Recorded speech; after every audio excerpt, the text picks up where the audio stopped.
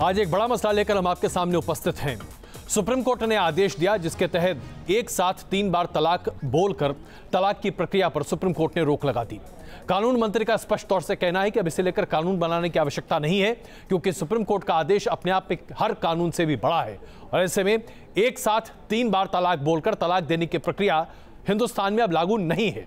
चाहे कोई भी व्यक्ति हो, इसका पालन नहीं कर सकता। All India Muslim personal law board ने इस बाबत 2 बैठकें की हैं और उसके बाद अब जो बातें निकल कर आ रही है वो बहुत चौंकाने वाली हैं। All India Muslim personal law board के सदस्य हैं नुमानी साहब। उनका यह कहना है कि सुप्रीम कोर्ट का सम्मान जरूर करते हैं, लेकिन सुप्रीम कोर्ट के फैसले से असहमत हैं और इसलिए उसका पालन नहीं किया जा सकता। इसके साथ साथ उनका यह भी कहना है कि अब वो जनमत संग्रह करवाएंगे, क्योंकि 5 करोड़ मुस्लिम महिलाएं हैं जो चाहती हैं कि एक साथ 3 बार तलाक बोलकर तलाक की प्रक्रिया को बहाल किया जाए, क्योंकि यह बेहतर तरीका है खुद उनके लिए। सवाल यह उठता है कि आखिरकार हिंदुस्तान के आईन में, यानी कि हिंदुस्तान के संविधान में जनमत संग्रह कराने की बात कहां लिखी है, जो कोई भी संस्था इस तरह की बात कहते दिखाई देती है? क्या यह बात अपने आप में देश विरोधी नहीं है? इसी पर करेंगे चर्चा। सबसे पहले रिपोर्ट देखिए।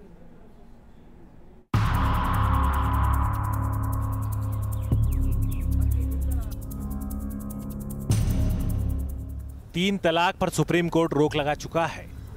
कोर्ट के इस फैसले का जहां एक तरफ कई मुस्लिम महिलाओं ने समर्थन किया है, तो मुस्लिम समाज के कुछ लोग ऐसे भी हैं जो 3 तलाक को शरीयत से जोड़कर फैसले के खिलाफ आवाज उठा रहे हैं। 3 तलाक के मुद्दे पर भोपाल में all India Muslim personal law board की बैठक हुई। इस बैठक में कोई ठोस नतीजा तो नहीं निकला, लेकिन बोर्ड ने कहीं न कहीं सुप्रीम कोर्ट के फैसले पर सवाल उठाने की कोशिश भी की। बैठक के बाद बोर्ड के सदस्यों ने प्रेस रिलीज जारी की। मुस्लिम पर्सनल लॉ बोर्ड ने साफ शब्दों में कहा कि शरीयत में किसी का भी दखल बर्दाश्त नहीं किया जाएगा। जो रिलीजियस टेक्स्ट है, जो ट्रिपल डाइवोर्स का लॉ है शरीयत का, वो जो सुन्नी मसलक के चारों अइम्मा हैं, उनके अक़वाल जो बेस्ड हैं हदीस और कुरान पर, और फिर उसके बाद इज्मा और क़ियास उसमें आता है, वो बोर्ड उसको स्टैंड करता है उन चीज़ों से। और ये चीज़ कि शरीयत का जो एप्लीकेशन है वो तमाम मामलात में रहेगा, उसमें कोई दखलंदाजी नहीं कबूल होगी। वहीं मुस्लिम पर्सनल लॉ बोर्ड के सदस्य कमाल फारूकी का कहना है कि 3 तलाक मुस्लिमों का मूलभूत अधिकार है। बोर्ड का मानना है कि शरिया के अनुसार तलाक बिद्दत पाप है, लेकिन मान्य है। सवाल है कि क्या मुस्लिम पर्सनल लॉ बोर्ड इस देश के संविधान से ऊपर है? क्या शरीयत देश के कानून से ऊपर है? अगर नहीं, तो फिर किस आधार पर मुस्लिम पर्सनल लॉ बोर्ड 3 तलाक के मुद्दे पर शरीयत का हवाला दे रहा है और कहीं न कहीं सुप्रीम कोर्ट के फैसले पर सवाल खड़े करने की कोशिश कर रहा है?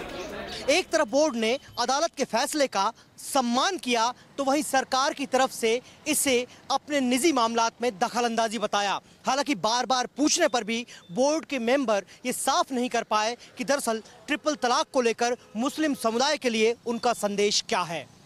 वीडियो जर्नलिस्ट अभय के साथ नीरज श्रीवास्तव, न्यूज नेशन, भोपाल। तो आखिरकार all India Muslim personal law board चाहता क्या है? All India Muslim personal law board क्या सुप्रीम कोर्ट के इस आदेश को पूरी तरीके से खारिज कर रहा है? और अगर खारिज कर रहा है तो सुप्रीम कोर्ट के सम्मान करने की बात कहां से आती है? दूसरी बड़ी बात, जनमत संग्रह। आखिरकार शब्द का इस्तेमाल करने से पहले all India Muslim personal law board के सदस्य क्या खुद नहीं समझ पाते कि इसका मतलब क्या है? आइए चर्चा शुरू करते हैं। हमारे साथ मौलाना अंसार रजा साहब मौजूद हैं। हमारे साथ all India Muslim personal law board के मुफ्ती एजाज अरशद काशमी साहब मौजूद हैं। हमारे साथ शाइस्ता अंबर जी हैं और विजय शंकर तिवारी जी VHP से इस वक्त हमारे साथ हैं। आप सबका बहुत स्वागत है। शुरुआत अंसार रजा से मैं आपसे करूंगा। जरा ये बताइए कि all India Muslim personal law board के इस स्टैंड को हम क्या समझें? सुप्रीम कोर्ट के आदेश का पालन न करना सुप्रीम कोर्ट की अवमानना है, जेल जाने के बराबर है। क्या इसके लिए तैयार है all India Muslim personal law board? ये तो आप मुस्लिम पर्सनल लॉ बोर्ड के किसी फरीक से, लेकिन मैं आपसे पूछना चाहता हूं, क्या ये अपने आप में एक सही दलील है जो all India Muslim personal law board दे रही है? देखिए, मुस्लिम पर्सनल लॉ बोर्ड क्या दलील दे रही है, क्या नहीं दे रही है, वो उनके ऊपर जाने दी। मैं सिर्फ एक बात जानना चाहता हूँ जी। 3 तलाक का जो मैटर है, जो माननीय कोर्ट ने आदेश दिया है, जो चीज़ कोर्ट ने कही है कि वन सिटिंग में 3 तलाक नहीं होना चाहिए। जी बिल्कुल। और आपके चैनल पर कई बार हमने खुद इस बात को कहा, बल्कि होना ये चाहिए, देखिए बात घूम फिर करके वहीं आई। होना ये चाहिए था कि माननीय कोर्ट को ये कहना चाहिए था कि एक नशिस्त में 3 तलाक नहीं होगी और जो 3 तलाक देगा उसको ये पनिशमेंट मिलेगा। कहीं कोई ऐसी बात सामने नहीं आई कि कोर्ट ने ये कहा हो कि पनिशमेंट दो। इसमें कहीं कोई बहस की गुंजाइश ही नहीं है अजय जी। हम तो ये कहते हैं कि हमें फिर कोर्ट जाना चाहिए, और फिर कोर्ट जाकर के हम माननीय कोर्ट से कहें कि आप या तो कानून, सरकार ने भी हाथ खड़े कर दिए कि हम कानून नहीं बनाएंगे। नहीं, सरकार ने हाथ नहीं खड़े किए, सरकार ने स्पष्ट कहा कि कानून बनाने की आवश्यकता ही नहीं है। क्यों? क्योंकि कोर्ट ने स्पष्ट कर दिया है कि अगर कोई व्यक्ति, सुनिए तो सही, कोर्ट ने स्पष्ट कर दिया है कि अगर कोई व्यक्ति एक सिटिंग में 3 तलाक देता है तो उसके साथ वही कार्रवाई की जाएगी जो हिंदू मैरिज एक्ट के तहत। नहीं, ये नहीं कहा कोर्ट, बिल्कुल आप नहीं कहा।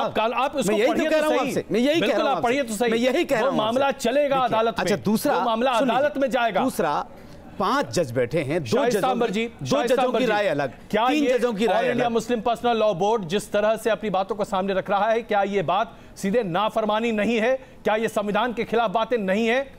शाइस्ता जी। जी, मैं ये आपसे कहना चाहूँगी, अल्लाह पाक इंसान की फितरत के हिसाब से कानून बनाया है और तलाक एक राहत का रास्ता है, रिलीफ का रास्ता है और जुल्म अल्लाह ताला को पसंद नहीं है, किसी का हक तलफी पसंद नहीं है। अल्लाह ताला ने इंसान की फितरत के हिसाब से कानून बनाया है और ये तलाक बिदा इंसानी हुकूक के खिलाफ है और ये तलाक बिदा को ख़त्म करने के लिए सुप्रीम कोर्ट ने मुस्लिम लॉ के अनुसार फैसला दिया है। हम मुस्लिम लॉ के अनुसार ये फैसले का स्वागत करते हैं और पर्सनल लॉ बोर्ड ने जो कहा है इसके लिए उनको खुद सोचना चाहिए कि उसने सुप्रीम कोर्ट के खिलाफ ये बात कह करके उसने खुद अपने आप को एक तरह से, मैं समझती हूँ, विचार करने के लायक बना दिया है। इसको सबको विचार करना पड़ेगा कि उन्होंने औरतों को जिंदगियां उनकी जहन्नम क्यों बना रहे हैं। आखिरकार आप सुप्रीम कोर्ट का विरोध क्यों कर रहे हैं? देखिए, मुस्लिम पर्सनल लॉ बोर्ड की वर्किंग कमेटी की मीटिंग थी, उसमें जो बातें आई हैं मीटिंग के अंदर वो चीज़ें मैं सामने रख देता हूं। उसके बाद दुनिया क्या बोल रही है या आप लोग क्या दिखा रहे हैं? दुनिया नहीं, आपके सदस्य हैं नोमानी साहब, ये बताइए। मौलाना खलील उर रहमान नोमानी आपके all India Muslim personal law board के सदस्य हैं कि नहीं? मैं वो चीज़ें मैं बता दूं जो मुस्लिम पर्सनल लॉ बोर्ड की नहीं, मुझे ये बताइए, नोमानी साहब आपके बोर्ड के सदस्य हैं कि नहीं? बिल्कुल हैं, सदस्य हैं। उन्होंने कहा कि जनमत संग्रह वो करवाएंगे। क्या हिंदुस्तान में किसी भी व्यक्ति को यह अधिकार है कि वो जनमत संग्रह की बात कहे? मैं वो बोर्ड की मीटिंग के हवाले से जो बातें सामने आ रही है वो मीटिंग के हवाले से कहा। तो देखिए, मीटिंग के 4 पॉइंट थे पूरी मीटिंग में जो खुल करके सामने आई। सबसे पहला यह है कि हम जो है एक जिम्मेदार ऑर्गेनाइजेशन होने के नाते रिस्पेक्ट करते हैं, जो भी फैसला आया उसका हम एहतराम करते हैं। दूसरा यह है कि सरकार की नीयत पर सवाल खड़ा किया। एक सेकंड, पहला मुद्दा, अगर आप सुप्रीम कोर्ट के आदेश को रिस्पेक्ट करते हैं तो उसका पालन करेंगे, हाँ या ना? पहले पूरी बात नहीं, पूरी बात छोड़िए, आप ये लेकिन की बात छोड़िए। सुप्रीम कोर्ट का सम्मान करते हैं, सुप्रीम कोर्ट ने फैसला दिया, किसने पालन करने से इनकार किया? उसकी नाफरमानी की बात कहां से आती है? कौन नाफरमानी की बात की है? जो हर किसी ने कहा, यहां तक कि आपके प्रवक्ता कमाल फारूकी की बात देखिए, आप कमाल फारूकी की बात देखिए, उन्होंने कहा कि सुप्रीम कोर्ट को ये कोई अधिकार नहीं है और उसके साथ साथ उन्होंने स्पष्ट तौर से कहा कि गैर कानूनी जरूर होगा लेकिन किसी भी तरीके से अमान्य नहीं है। यानी कि एक सिटिंग में 3 तलाक आज भी मान्य है। मैं सिर्फ 30 सेकंड के अंदर में अपनी बात पूरी कर लूं। एक तो पहला उसका पॉइंट ये था कि हम एहतराम करते हैं। दूसरा पॉइंट ये था कि गवर्नमेंट का इसमें इंटेंशन, गवर्नमेंट की बातें नहीं है। मैं आप मुद्दे को भटका रहे हैं, आप मुद्दे को भटका रहे हैं कासमी साहब। नहीं, मैं इस बात को मानूंगा ही नहीं। 4 सेकंड अगर आप नहीं, आप क्या बात है वो स्पष्ट है। आप 2 सेकंड में आप एक बात में इसलिए क्योंकि आप मुद्दे को भटका रहे हैं। आप सरकार को क्यों ला रहे हैं? मुद्दा कहां ला रहे हैं? सरकार को क्यों ला रहे हैं? सुप्रीम कोर्ट का जजमेंट है, आप उसका पालन करते हैं कि नहीं, ये बताइए। मीटिंग में जो बात हुई वो तो कम से कम सामने लाने देंगे। आप कम से कम इतना बताइए, सुप्रीम कोर्ट के फैसले को मानते हैं कि नहीं? आप जो मीटिंग की तरफ आप देखिए, मुस्लिम कासमी साहब की तरफ जोर करके आप अपनी बात का हलवा और अपनी बात को सुप्रीम कोर्ट के फैसले को मानते हैं कि नहीं? देखिए Ajay ji, all India Muslim personal law board supreme court के फैसले को मानता है या नहीं मानता है? बिल्कुल फेयर नहीं है कि आप एक बिल्कुल फेयर है। और एक all India Muslim personal law board, all India Muslim personal law board क्या सुप्रीम कोर्ट के आदेश को मानता है, हाँ या ना? मीटिंग में जो बातें सामने आई है पहले वो चीज आपको पहले ये बताना पड़ेगा। नहीं, आप मुझे इस बात का जवाब दीजिए। All India Muslim personal law board triple तलाक पर सुप्रीम कोर्ट के फैसले को मानता है या नहीं, हाँ या ना? किसने कहा नहीं मानता है? आप बताइए। ठीक, मैंने कह दिया आपके उसके बाद मैं पूछा आपसे, आप मानते हैं कि नहीं मानते? मेरी बात तो पूरी होने दीजिए ना। मैं तो सिर्फ 1-2 सेकंड में बचा रहा था कि अपनी पॉइंट 3 बातें जो मीटिंग के अंदर आई है वो आपके सामने रख दो, फिर आप उस पर बहस करते रहे। आपके पास जवाब नहीं है? नहीं, जवाब नहीं। पहला पॉइंट है हम एहतराम करते हैं। दूसरा पॉइंट ये सरकार की नीयत ठीक नहीं है। उसकी वजह यह कि सरकार ने तलाक के तमाम रास्ते सरकार करने की सरकार को आप लेकर आ रहे हैं, उस पर हम डिबेट नहीं करना चाहते। चलिए, और उसके बाद तीसरा पॉइंट। उसके बाद जो है तीसरा पॉइंट ये क्या था कि शरीयत में मुदाखलत हम बर्दाश्त नहीं करेंगे, ये बात आई थी। वो शरीयत बता दी। अब मुझे बस आपने बिल्कुल सवाल का जवाब दिया। सवाल का जवाब दे रहा हूं ना मैं, वो इस वजह से सवाल का जवाब आपने दे दिया। यानी कि सुप्रीम कोर्ट के आदेश को आप नहीं मानते। शरीयत में मुदाखलत, आपने सुप्रीम कोर्ट के आदेश को नहीं मानने की बात कही है। भैया जी ये बात all India Muslim personal law board स्पष्ट तौर से कह रहा है कि सुप्रीम कोर्ट की बातों को वो नहीं मानेंगे। विजय तिवारी, ये बात खुद जज साहब ने ये कही है कि हम शरीयत में मुदाखलत नहीं कर रहे हैं। ये खुद उन्होंने कही। विजय शंकर तिवारी जी, विजय शंकर तिवारी जी कर रहे हैं, ये खुद जज ने। काज़मी साहब, आप मान रहे हैं, आप सुप्रीम कोर्ट के फैसले को नहीं मानना चाहते, आप नहीं मानना चाहते, नहीं आप नहीं मानना चाहते, आप अवमानना कर रहे हैं सुप्रीम कोर्ट की। तिवारी जी, हम किसी तरह का तिवारी जी,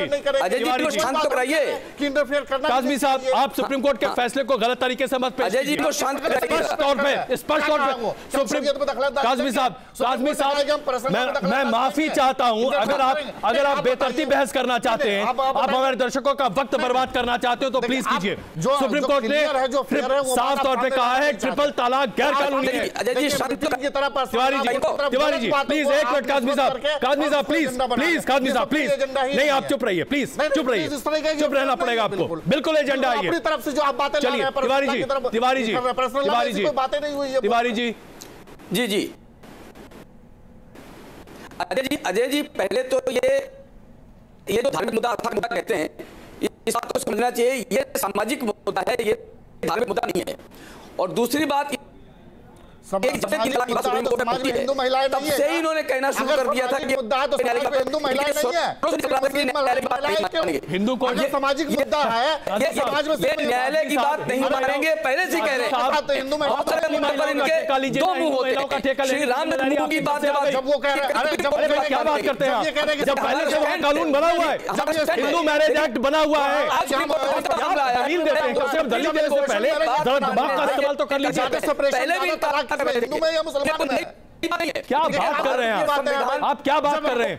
आइए मुद्दे पर आइए, आप मुद्दे पर जवाब नहीं। काज़मी साहब प्लीज, काज़मी साहब एक मिनट, काज़मी साहब आप चीख चिल्लाकर अपनी बात नहीं मनवा सकते, आप चीख चिल्लाकर अपनी बात नहीं बनवा सकते। मैंने आपसे सीधे तौर पर पूछा, उसका जवाब आप नहीं दे पा रहे। आप बोर्ड की इमेज को खराब करने की कोशिश। बिल्कुल इमेज को खराब नहीं कर रहा, मैं ये कह रहा हूं कि all India Muslim personal law board के पास ये कोई अधिकार नहीं है कि सुप्रीम कोर्ट के फैसले की अवमानना करे। ऐसा कुछ ये अधिकार नहीं है। अगर मीटिंग में ऐसा कुछ हुआ तो बताइए। बिल्कुल मैं आपसे पूछा, मैंने आपसे सीधे कहा, आप बताइए मुझे।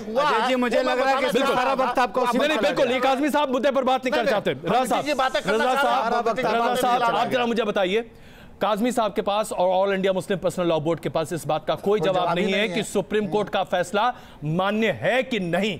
जाहिर सी बात है वो नहीं मानना चाहते। रज़ा साहब क्या बात मैं सही कह रहा हूं? देखिए मुझे नहीं पता कि वो मानना चाहते नहीं मानना चाहते। नहीं अभी तक आपने जो देखा उसमें मैं साफ पूछना चाहता हूं। 4 पॉइंट ये रख रहे थे, मेरे ख्याल से वो चीज क्लियर हो जाती कि क्या बोर्ड का कहना है। लेकिन जहां तक कोर्ट का सवाल है, मुझे फख्र है, सुनिए, मैं अपने हिंदुस्तान की अदलिया का एहतराम करता हूं।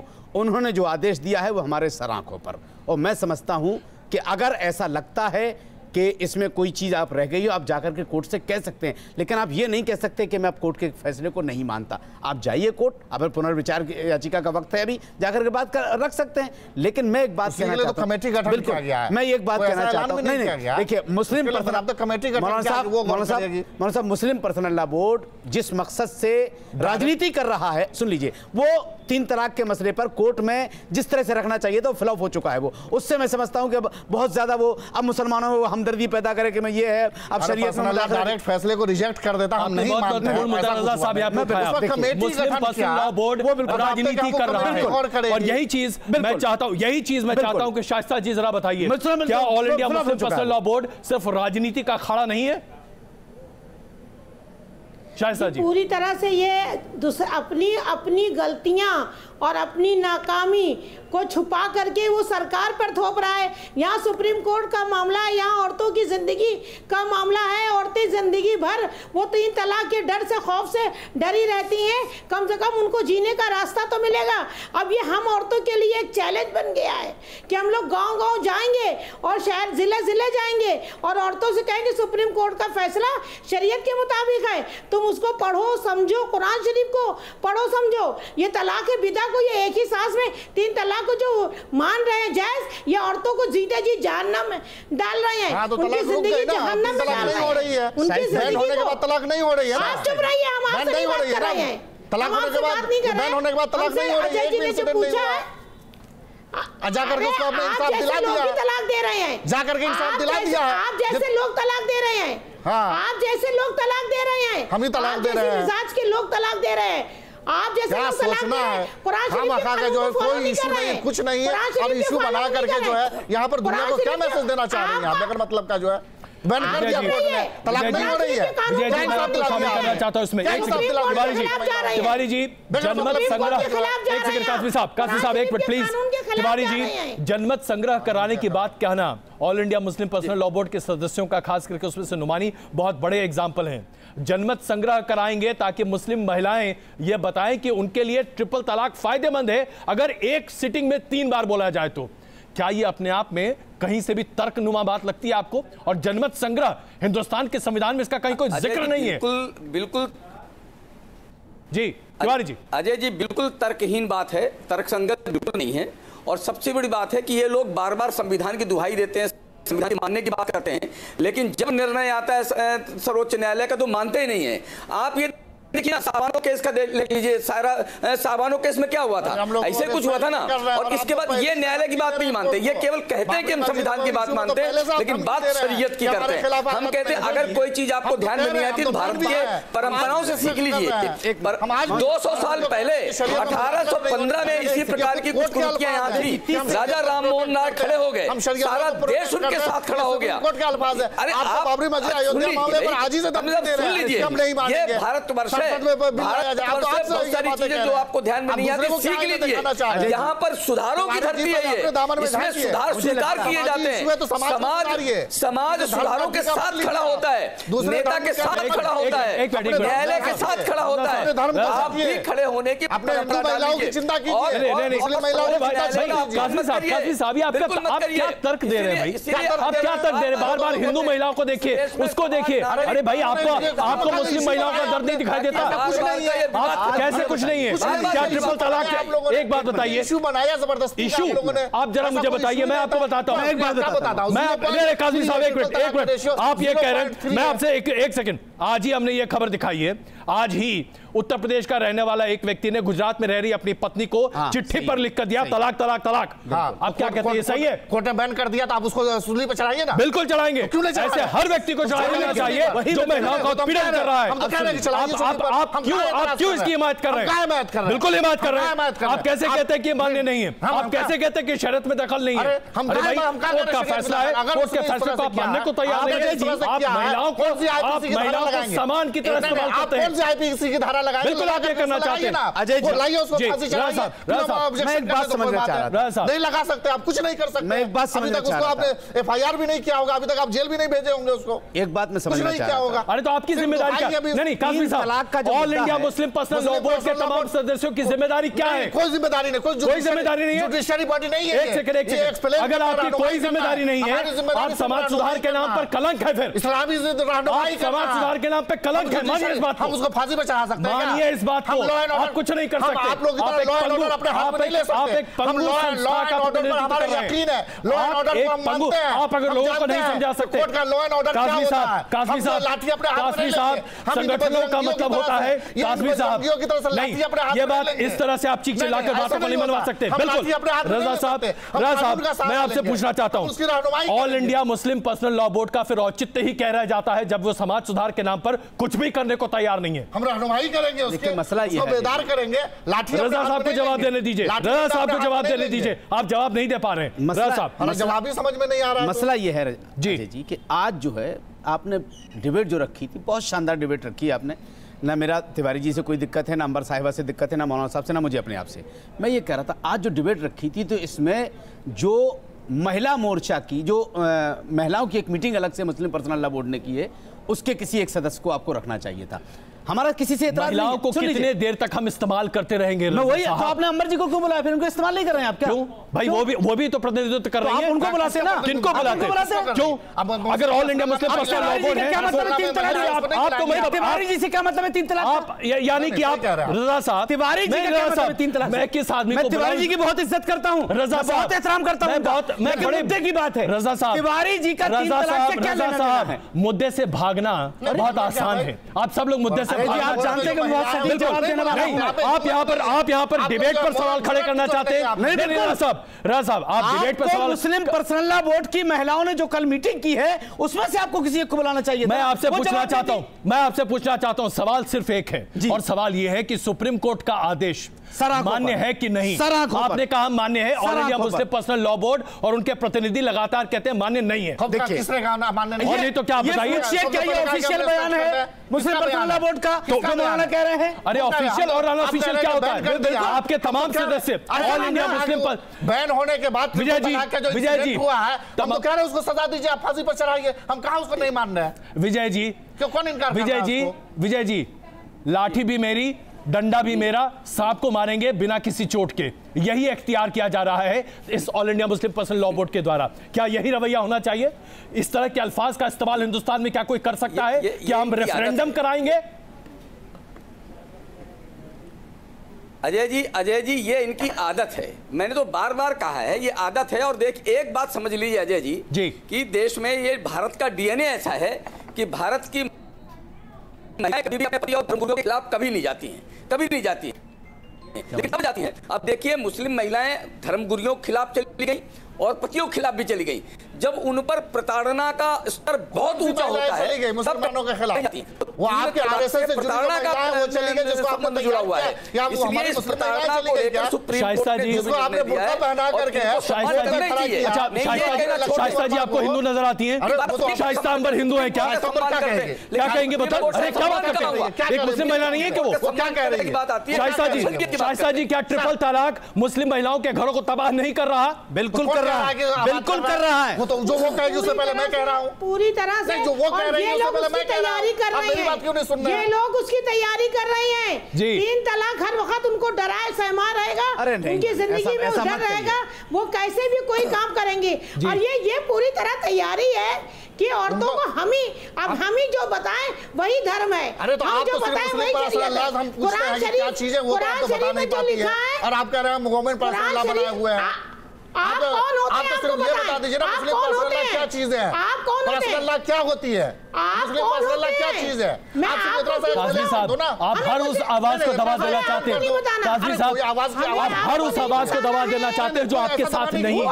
और यही बात all India Muslim personal law board की समझ में नहीं आती। अच्छा, मुझे सिर्फ इतना बता दीजिए, मेरे पास 30 सेकंड है। काज़मी साहब, मेरे पास 30 सेकंड है। क्या हिंदुस्तान की आईन में, हिंदुस्तान के आईन में आपको भरोसा है? किसको भरोसा? जो हिंदुस्तानी शहरी होगा उसको क्यों नहीं भरोसा? अगर भरोसा है तो मुझे इतना बता दीजिए, मुझे सिर्फ इतना बता दीजिए, रेफरेंडम शब्द का इस्तेमाल करना क्या किसी भी व्यक्ति को शोभा देता है? देखिए, पहली बात तो यह है कि रेफरेंडम उनका वो अपना निजी मामला, निजी बातें उन्होंने कही है, वो ऑफिशियल कोई स्टेटमेंट नहीं, ना प्रेस रिलीज के अल्फाज है ये। दूसरी बात, ये अपना ये एक निजी मामला है, ये कोई ऐसा सरकारी या इंटरनेशनल सतह का कोई इशू नहीं है कि उसको जो है नेशनल निजी मामला है। ये मुस्लिम कम्युनिटी का निजी इंटरनल मामला है। आप मुस्लिम कम्युनिटी के लोग हिंदुस्तानी नहीं है क्या? कम्युनिटी का इंटरनल में कोई कम्युनिटी में क्या बात? इंटरनल मैटर मतलब क्या कहना चाहते हैं? ये आपके घर के अंदर की बात है क्या? हाँ, पर्सनल लॉ घर के अंदर की बात है।